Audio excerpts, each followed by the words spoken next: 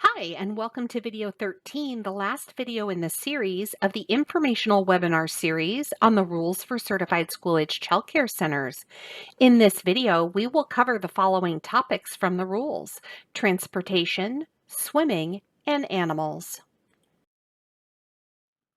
My name is Christina Christian. I work for the Office of Child Care as a regional manager in the Tualatin Field Office. The Office of Child Care hopes that you find this video series informative and supportive in learning about the new Certified School Age Center rules. During each video in the series, we will explain some of the key features of the School Age Center rules. One of the new features is that the rules have been organized differently to help make information easier to find. While we are highlighting many of the key features, changes, and new rules throughout this video series, the entire rule set will not be reviewed. Please refer to the School Age Center rulebook for the full list of requirements and rules. All right, here we go. Transportation. The transportation rules for school-age centers are covered in rule sections 0630 through 0670. Please review the Certified School-Age Center rules closely if your program offers transportation of any kind. If a school-age center transports children, the center must be in compliance with all applicable state laws, including current vehicle insurance that covers the driver, the vehicle, and all occupants. If a school-age center contracts for transportation, including the use of public transportation, the center is responsible for ensuring the contracted entity meets OCC's transportation requirements. A school-age center must not transport children in vehicles or parts of vehicles not designed for transporting people, such as truck beds, campers, and trailers. Field trips. When children go on field trips, the center must ensure that staff frequently review a written list of children and check the presence of all children prior to boarding and exiting the vehicle, and anytime the group changes locations on site. Example would be when moving from one exhibit to the next. A notice of field trips, including the date, destination, and estimated times of departure and return, is posted at least 48 hours in advance of a field trip in a place where parents and others may view it. When children are transported long distances, the center must provide rest and stretch stops as needed. Each child should wear an easily identifiable item, such as a label, shirt, or wristband, listing the name and telephone number of the child care center. Program staff must also be easily identifiable.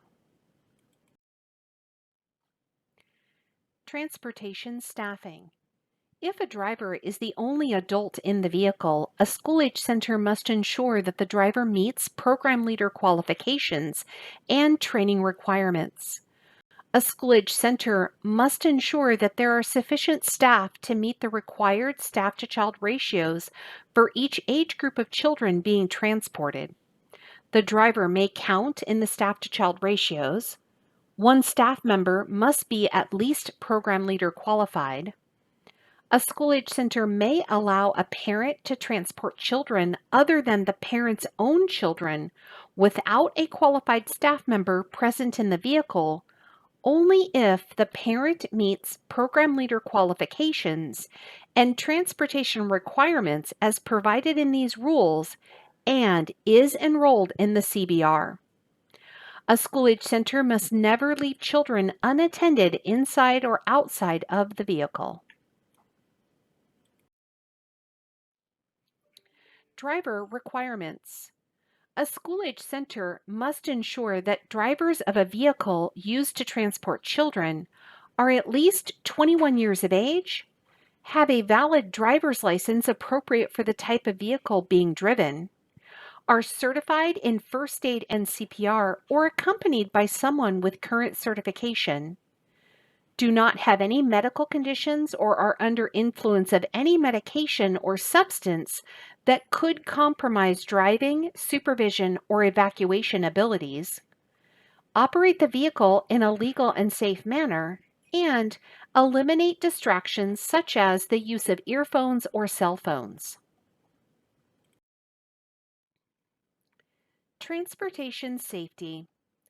The following items must be maintained in the vehicle and at the center: an operable phone, program information including center name, address, and phone number, and proof of vehicle insurance.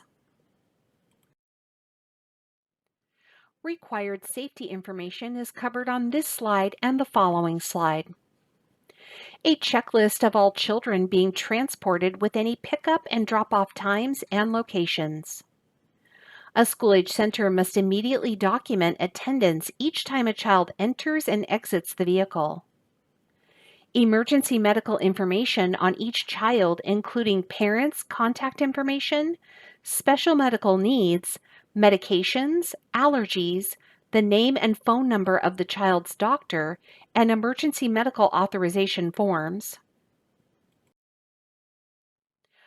When transporting children with chronic medical conditions, such as asthma, diabetes, or seizures, their emergency care treatment plans, supplies, and medication, and a first aid kit that is easily accessible to staff and not to children, with contents specified in the first aid section of the rules. Loading and unloading. Safe conduct to and from the vehicle and safe off-street loading spaces must be provided. Children must be loaded and unloaded from the vehicle only at the curb or an off-street area protected from traffic and on the same side of the street as the building they will enter. Vehicle safety practices will be covered on this slide and the following two slides. A school-age center must ensure the following safety practices are followed. The vehicle doors are locked when the vehicle is moving and when not in use. The motor is turned off, the brakes set, and the keys removed whenever the driver leaves the vehicle. No vehicle window except that of the driver must be opened to more than 50% of its capacity when children are on board. If children must cross a street, they must be accompanied by an adult. Staff at the center must know the routine arrival and departure times of the vehicle and take action if the vehicle does not return at a scheduled time.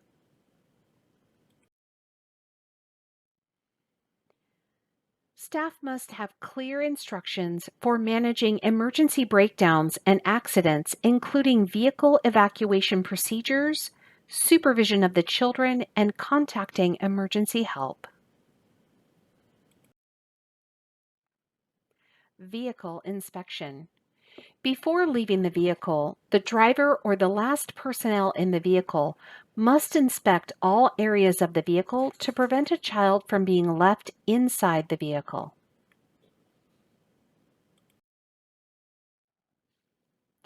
Passenger restraint and seating. A school-age center must meet the following passenger restraint and seating rules to ensure children's safety during transportation.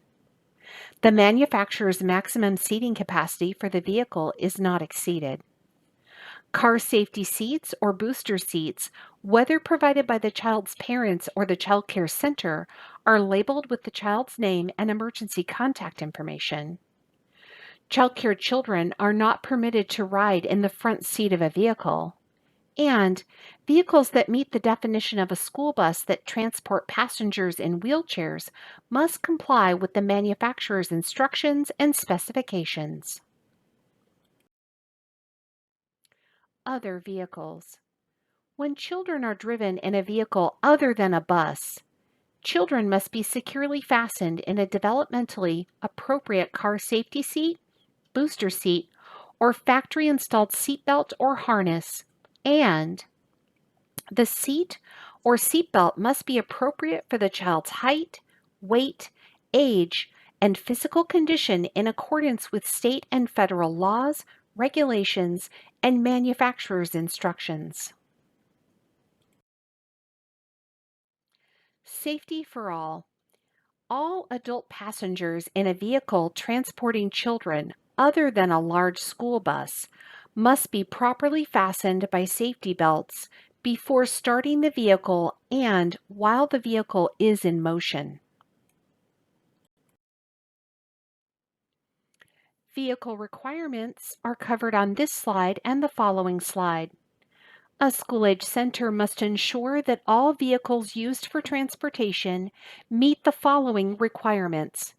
Vehicles are identified with the center or business entity name that is easily read by the public, unless using contracted transportation or a vehicle not owned by the school-age center. For example, a small sign in the rear window or a bumper sticker. Vehicles including school buses are in compliance with all applicable state and local motor vehicle laws. Vehicles are maintained in good repair and safe operating condition at all times. In addition, the vehicle interior is clean, in safe repair, and free of hazardous items that could impede the children's movement or cause injury if the items were thrown about the vehicle as a result of a collision. And operable heaters and ventilation maintain an interior temperature comfortable to children and between 65 and 80 degrees. Older vehicles. If a school-age center uses vans designed for 10 or more passengers and manufactured prior to 2010, the vehicle must have an annual safety inspection by a garage, dealership, or auto repair shop. Your licensor can provide you with an inspection form if you have a van made before 2010 that carries 10 or more people. Swimming. Swimming pools. A school-age center must not use a swimming pool unless it has been licensed by the Oregon Health Authority or delegated agent. Swimming pools must be maintained, cleaned, and sanitized according to local health jurisdiction guidelines.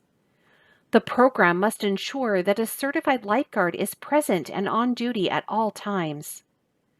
Center staff lifeguards may not count in staff-to-child ratios when more than 10 children are present. Swimming pool requirements. A school-age center must have written permission from each child's parent or guardian before engaging in any swimming activities. The center must review safety rules with children each time they participate.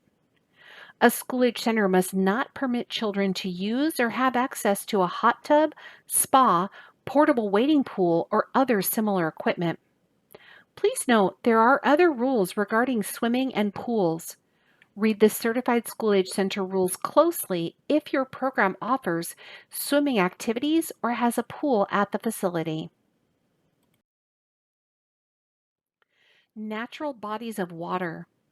In natural bodies of water, such as shallow surf, lakes, rivers, and streams, activity is limited to wading. Swimming is not permitted. A school-age center must provide constant sight and sound supervision of children around any body of water. Animals. General requirements for animals. A school-age center must ensure that any animal at the center is in good health and shows no signs of carrying disease, friendly toward children with no signs or history of aggression, kept free of fleas, ticks, and worms, fully immunized including rabies vaccinations for dogs, kept in a cage or tank with the exception of cats and dogs, and not permitted in food preparation areas or on children's resting surfaces. A school-age center must inform parents of any animals on the premises through a clearly viewed notice or bulletin, policy handbook, parent flyer, or a statement included on the enrollment form. Safety with animals. A school-age center may not allow an animal with any history of biting to be on the premises of the center.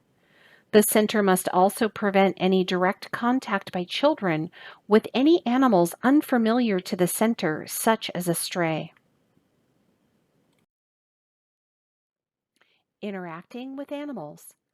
A school-age center must ensure that all contact between an animal and a child is supervised by staff who are close enough to remove the child immediately if the animal shows signs of aggression or distress, or the child shows signs of treating the animal inappropriately. Written procedures for care of animals. A school-age center must have and follow written procedures for the care and maintenance of any animals in the center. The procedures must address the following: responsibility for the handling, care, and feeding of the animals. With close staff supervision, children may participate in the care of the animals. At least weekly cleaning and disinfection of pet containers and cages performed in areas not used for food storage or preparation and only when children are not present. Location of litter boxes in areas not accessible to children or used for food storage or preparation. And prevention of debris spilling out of a container or cage used for pets and animals if applicable. Storage of animal supplies. A school-age center must keep animal food supplies out of the reach of children and store them separately from food supplies and equipment. Animal food must be stored in a manner that does not attract rodents or insects. Please note, there are other rules regarding animals. Please be sure to read the Certified School-Age Center rules closely if your program has any animals at the facility. Thank you for watching our webinar series for the new School-Age Center rules. This is the last video in the series. We welcome your feedback. Be sure to take the survey that is linked on our website. Also, be sure to check out our website at www.oregonearlylearning.com for resources and the entire rule set. Need support? You can contact the Office of Child Care by phone or by email. As with any revision or change in rule, the Office of Child Care is here to support you, your staff, and your program. Please reach out to your licensing specialist or another member of your child care licensing team if you have any questions. We are here to help you. Thank you again for watching.